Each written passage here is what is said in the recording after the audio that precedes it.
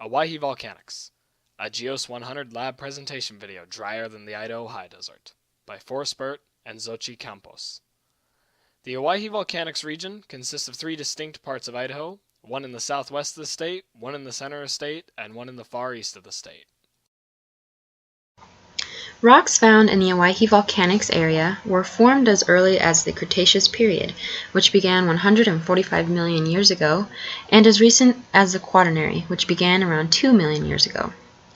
One of the oldest primary rock types in this geologic province is granite, a felsic igneous rock which forms when magma cools slowly underground and is brought to the surface through uplift. Granite in the Owyhee geologic province formed during the late Cretaceous period. During the Miocene, felsic volcanics formed much of the Owyhee Plateau. Many of the canyons we hike or drive through were formed during this volcanic period. Lava flows and ash formed rhyolite, a felsic igneous rock, and tuff, consolidated volcanic ash, which are primary rock types from this time. Rhyolite can be found throughout much of southwestern Idaho. The Bruno-Jarbidge caldera in southwestern Idaho formed as a result of a mantle plume known as the Yellowstone hotspot. Today, northwestern Montana sits above the hotspot, but about 12.5 million years ago, the hotspot was under what is now southwestern Idaho. The caldera formed during the Miocene epoch, and as a result of a major eruption known as the Bruno-Jarbidge event, ash from the eruption spread for hundreds of miles. The ashfall fossil beds in northeastern Nebraska, 1,000 miles away, formed from the ashfall from this eruption. Many animals that died from inhaling the ash have been preserved near what at the time was a watering hole. Over millions of years, as the tectonic plate moved in a southwest direction, the Yellowstone hotspot crossed Idaho, leaving a series of other calderas in its wake. The Bruno-Jarbidge caldera has since been filled in with sediments and other lava flows. There are many rivers and creeks cutting through the land. This has created a network of canyons. The canyon walls here are primarily olivine basalt that formed during the Pliocene and Miocene epochs. This is a different canyon located in the southwest corner of Idaho. This screenshot from Google Earth shows how the Owyhee River has helped create this canyon. You can see where the river used to flow around the flagged area. This area is called the Tules. Basalt within the Owyhee province formed during the late Miocene and throughout the Pliocene. Basalt, a mafic rock, forms when lava cools rapidly near the surface. Basalt is a major rock type found throughout the Owyhee province. Basaltic tuff and mixed clastic rocks can be found in streams and lake sediments. Much of the sand, silt, and clay formed during the Quaternary period and were deposited by a stream or other type of running body of water. The Bruno sand dunes formed during the Quaternary period.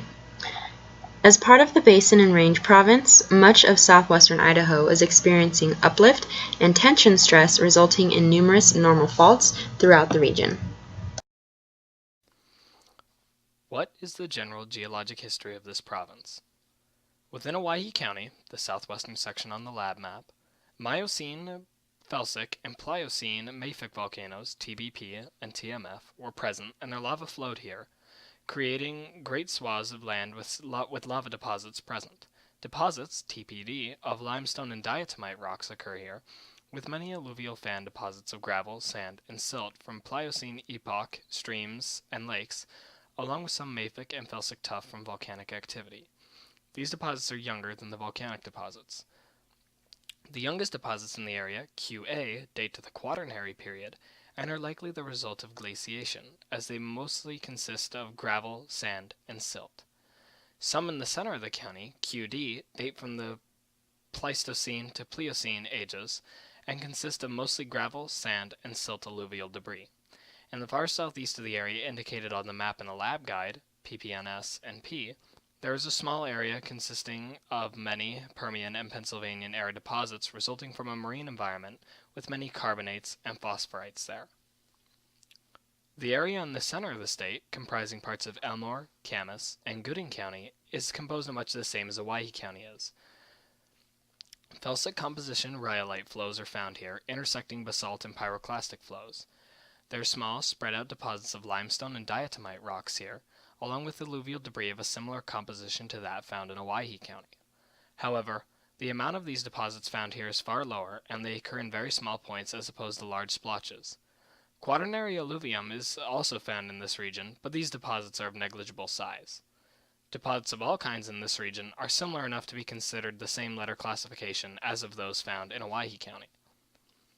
The area on the eastern side of the map, made up of parts of Clark and Fremont County, has a more diverse collection of rocks.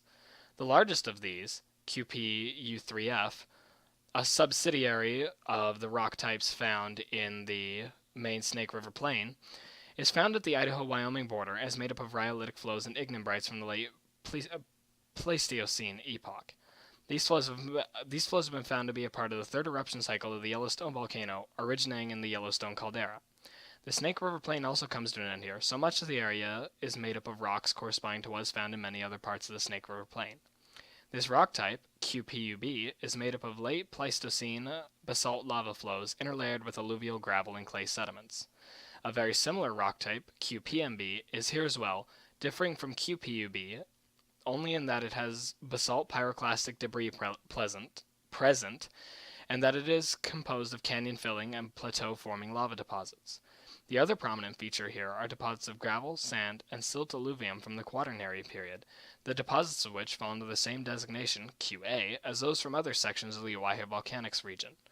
The rest of this region is made up of various smaller deposits, with rock types including mica, marine limestone, dolostone, shale, laterite, and others. How is the present topography of this province related to its geologic history? Most of Owyhee County is made up of high, flat desert, broken only by the Owyhee Mountains in the northwest portion of the county. This high desert has an average elevation of 5,000 feet. Most of the rock in this region is made up of basalt and rhyolite flows that cool down the land and form the large swaths of flat land there. This large flat region is punctuated with many rivers that have cut valleys into the land. These include the Snake River, which forms the northeast border of the county, the Bruneau River, which flows across the county from the Snake River into Nevada, and the Owyhee River, which passes through Owyhee County's southwest corner from Oregon and into Nevada. In the northwest of the county lies the Owyhee Mountains, a range of peaks that stretch to their highest at Hayden Peak at 8,403 feet.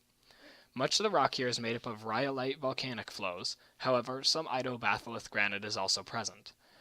The part of the Owyhee Volcanics region that goes beyond the eastern border of Owyhee County is also flat, with basalt and rhyolite flows composing much of it. The Owyhee Volcanics region, composing parts of Elmore, Campos, and Gooding counties, is also mostly flat due to rhyolite and basalt flows. The area has long striations in the southern portion that consist of sandstone, conglomerate, and other sedimentary rocks resulting from the Snake River. The Owyhee Volcanics region, comprising parts of Clark and Fremont County in the eastern part of Idaho, is mostly rolling hills and mountains formed from volcanism at Yellowstone National Park. Some of the rocks in this area actually date to the last eruptions of the Yellowstone volcano, so much of the geography here comes from it. What natural resources and/or natural hazards are related to the geology of this province? The Owyhee County area has a rich history of gold and silver mining, with ghost towns like De La Mar and Silver City still dotting the landscape. In the 1970s, mining began again in the area after a long hiatus.